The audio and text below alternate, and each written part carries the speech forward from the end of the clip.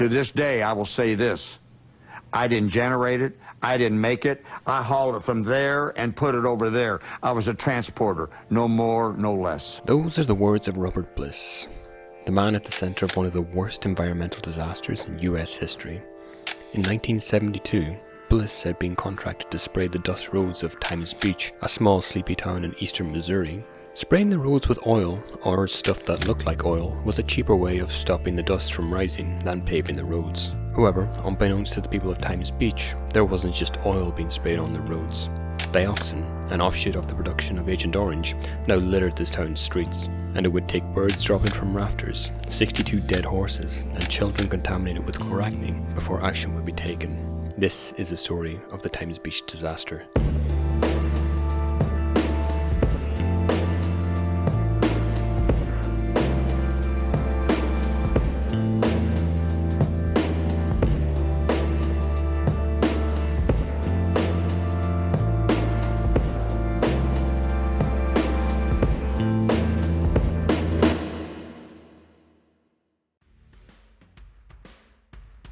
From 1962 to 1971, the US forces in Vietnam sprayed 19 million gallons of herbicide to destroy the vast jungle of Vietnam. 11 million of these 19 million gallons was Agent Orange, a powerful herbicide and defoliant which has also been associated with numerous cancers and birth defects. When people talk about the Vietnam War, Agent Orange is probably one of the top 3 things that come to mind, and for the people of Times Beach, it's probably a topic they never want to hear about again. This is where the Nepico company enters. From the late 1960s to 1972, the Nepico company leased facilities from Hoffman Taff, who at the time was charged with producing Agent Orange for the Vietnam War. From 1970 to 1972, the company made hexachlorophene, an antibacterial agent used in toothpaste and soaps amongst other items. Hexachlorophene is created from both formaldehyde and 2,4,5-trichlorophenol, the latter producing a byproduct in its creation known as dioxin. An extremely toxic compound with severe acute and chronic effects to say the least.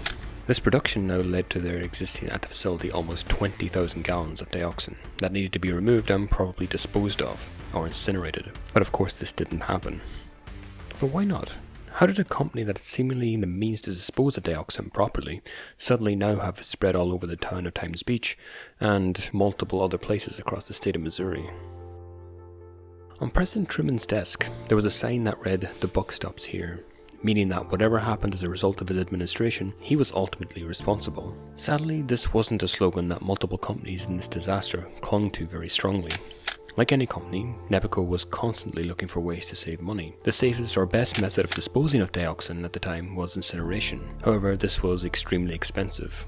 Luckily, or unluckily for the people of Times Beach, a different, cheaper solution was found in the form of Independent Petrochemical Corporation, or IPC for short. However, IPC was a chemical supplier company and knew next to nothing about disposing of toxic waste. So this begs the question, why were they given the contract to dispose of the dioxin in the first place? Well, Nepico had managed to pass the buck, so I guess it wasn't their issue or problem anymore. However, the issue still remained that IPC were just not equipped to deal with waste of this kind, or any kind to be honest. So they did the exact same thing as Nepico did and passed the buck to Russell Bliss. Not only did they pass the buck, this also had the side effect of generating a nice little profit for IPC, being able to charge Nepico $1 per gallon and paying Russell Bliss 4 cents a gallon to dispose of it. Quite the profit margin if I do say so myself, and thus the buck was passed for the last and final time. Between February and October 1971, Russell Bliss collected about 20,000 gallons of toxic dioxin, taking them to his site at Frontenac, Missouri, and mixing the waste into tanks already containing used motor oil. Some of the oil was sold to several other oil processing companies, but the majority of it still remained with Russell Bliss. Over the course of the following years, dioxin would be spread over the town of Times Beach, and at least 40 other sites would test for dioxin contamination before action would finally be taken, and before long people would go from trying to keep the dust securely attached to the ground to ripping the ground up and getting it as far away from them as possible. The first site to be exposed to the toxicity of dioxin was, strangely enough, Bliss's own personal horse arena and farm. For how bad dioxin is as a chemical, it turned out that it was actually pretty good at suppressing dust. So much so that it led to Bliss being asked to spray several other people's arenas in the surrounding area. On the 26th of May 1971, Judy Pyatt and Frank Hamill at Shenandoah Stables paid Bliss $150 to spray their indoor arena. However, within a few days of spraying the uncharacteristically thick oil on the arena, something strange started to happen. Just days after application, birds perched in the rafters started to drop dead, and if that wasn't a bad omen in and of itself, horses at the stable started to develop sores and lose their hair. All in all, 62 horses would have to be put down at the site, but the defects weren't simply limited to the animals. Both Judy Pyatt and Frank Hamill, alongside their daughters, suffered nosebleeds, headaches, and abdominal pain, likely as a result of the exposure. All in all, 18 inches of topsoil would be removed from the site in an attempt to limit the exposure of the chemical. The next site contaminated with dioxin was Timberline Stables near Jefferson City, Missouri. Here, like at Shea Stables, topsoil had to be completely removed.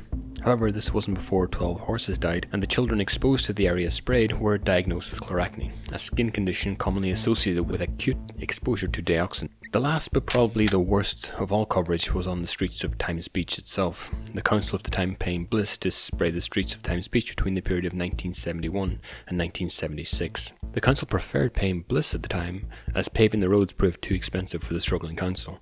This now set the scene for what was going to be perhaps the worst environmental disaster in US history up to this point. But having sprayed the streets and stables of Missouri all the way up to 1976, why did it take until 1982 before an investigation by the EPA was even launched? One word: whistleblower.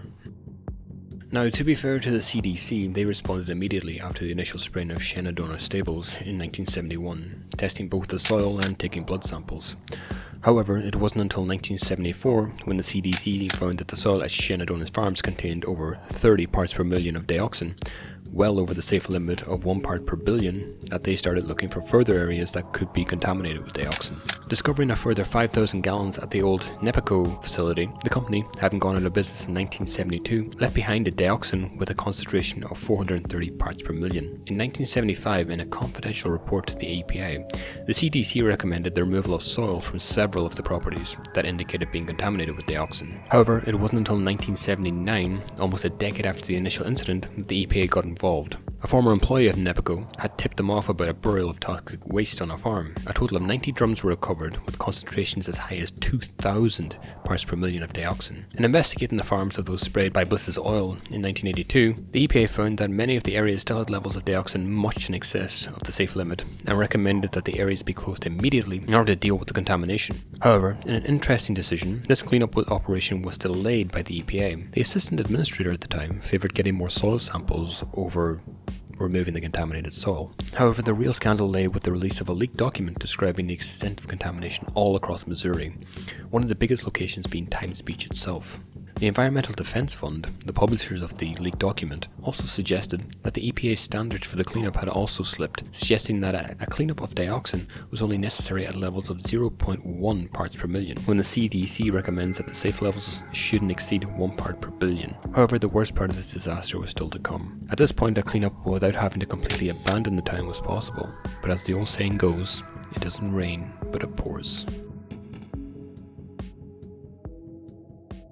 As soil sampling was wrapping up at the beginning of December 1982, rain began to fall in the Merrimack River Basin. Before long, 2 to 4 inches would have fallen in short succession. Luckily, on the 3rd of December, the EPA had finished sampling the soil around Times Beach, just in time for the Merrimack River to breach its banks and completely flood the town, submerging it under 10 feet of water. A sad side effect of its flooding is that the dioxin that was initially contained to the roads of Times Beach was now spread over, well, basically everything in the town.